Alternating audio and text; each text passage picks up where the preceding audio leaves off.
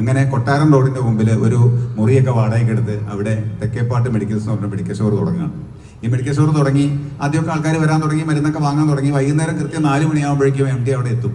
എന്നിട്ട് ഈ കുറിപ്പടികളൊക്കെ വായിക്കാൻ പഠിച്ചു. ഡോക്ടർമാരുടെ കുറിപ്പടികൾ വായിക്കുക വലിയ അത്ഭുതമാണ്. വായിക്കാൻ പഠിച്ചു. ഏതൊക്കെ മരുന്നുകൾക്കാണ് വിൽപ്പന കൂടുതലുള്ളത്, ഏതിനാണ് കമ്മീഷൻ കൂടുതലുള്ളത് എന്നൊക്കെ പഠിക്കാനായിട്ട് തുടങ്ങി.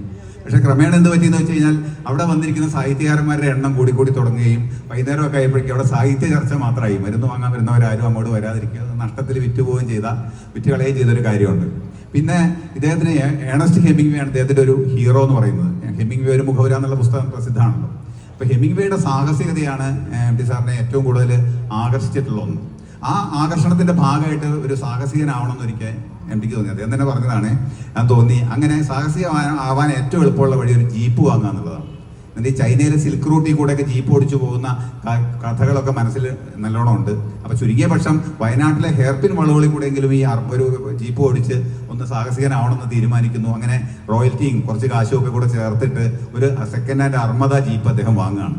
ഡ്രൈവിംഗ് അറിയില്ല, വാങ്ങിക്കഴിഞ്ഞപ്പോൾ പഠിച്ചല്ലേ പറ്റുള്ളൂ, നല്ല സാഹസികനാവാൻ പറ്റുള്ളൂ. അങ്ങനെ ഒരു ഡ്രൈവിംഗ് സ്കൂളിൽ ചെന്ന് പഠിക്കാനായിട്ട് ചേരുന്നു.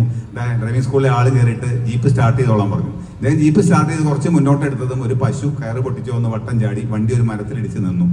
അവിടെ നിന്ന് ഇറങ്ങി വന്ന് മുണ്ട് മടക്കി കുത്തിക്കൊണ്ട് ഇദ്ദേഹം പറഞ്ഞത് എങ്ങനെയാണ്, ഇതൊന്നും നമുക്ക് പറ്റുന്ന പണിയല്ല ഡ്രൈവിംഗ് ഒന്നും. ഈ വണ്ടിയുടെ അവയവങ്ങൾ മാത്രം പഠിച്ചാൽ പോലെ ഈ പശുക്കളുടെ മനഃശാസ്ത്രം കൂടി പഠിച്ചാലേ ഡ്രൈവിംഗ് നടക്കുമെന്ന് പറഞ്ഞ് അന്ന് പഠനം നിർത്തിയതാണ്. പിന്നെ ഈ ജീപ്പ് കുറച്ച് സ്ഥലങ്ങളിലൊക്കെ ഒന്ന് ഓടിച്ചു പോയതിന് ശേഷം അതും വിറ്റ് കളഞ്ഞ സംഭവമാണല്ലോ. അതേപറ്റി എന്നോട് പറഞ്ഞത്, ശ്രീകുമാര, ഈ സാഹസികത എന്നൊക്കെ പറയുന്നത് എന്നെ പോലുള്ളവർക്കൊക്കെ ഭാവനയെ കാണാൻ പറ്റുന്ന മാത്രമുള്ളൊരു കാര്യമാണെന്ന് ഞാൻ തിരിച്ചറിഞ്ഞു എന്ന് പറഞ്ഞ ഒരു കാര്യമുണ്ട്.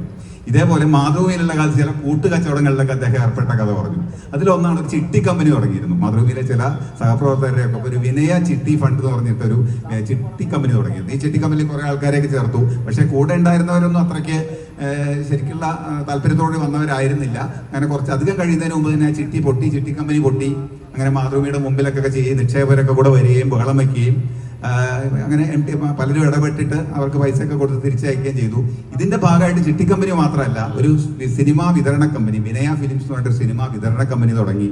പിന്നെ ഏറ്റവും രസം എന്ന് പറഞ്ഞാൽ ഇന്ത്യാന ബിസ്ക്കറ്റ്സിന്റെ മാധുരി ബിസ്ക്കറ്റ് എന്ന് പറഞ്ഞിട്ട് ഒരു കമ്പനി തുടങ്ങിയപ്പോൾ അതിന്റെ ഒരു പാർട്ണർ MD ആയിരുന്നു എന്നുള്ളതാണ്. ഒരു സായാഹ്ന പത്രം തുടങ്ങാനായിട്ട് എല്ലാം തയ്യാറാക്കി അതിന്റെ ഓഫീസ് എടുത്തു. കുറെ അതിന്റെ പ്രവർത്തനങ്ങൾ ഇതിന്റെ പേരിന് വേണ്ടിയിട്ട് ഒരുപാട് ആലോചനകൾ നടത്തി. പക്ഷെ അത് നടന്നില്ല. പക്ഷെ കുറച്ചൊക്കെ വിജയിച്ചതെന്ന് പറയാൻ പറ്റുന്ന അനുരാഗത്തിന്റെ ദിനങ്ങളും അതുപോലെ തത്വമസിയൊക്കെ ഇറക്കിയ ക്ലാസിക് ബുക്ക് ട്രസ്റ്റ് എന്ന് പറയുന്ന ആ സ്ഥാപനം നല്ല രീതിയിൽ കുറെ മുന്നോട്ട് പോകാൻ സാധിച്ചു എന്നുള്ളതാണ്. ഈ രീതിയിൽ ഒരുപാട് കാര്യങ്ങൾ അദ്ദേഹം നടത്തി.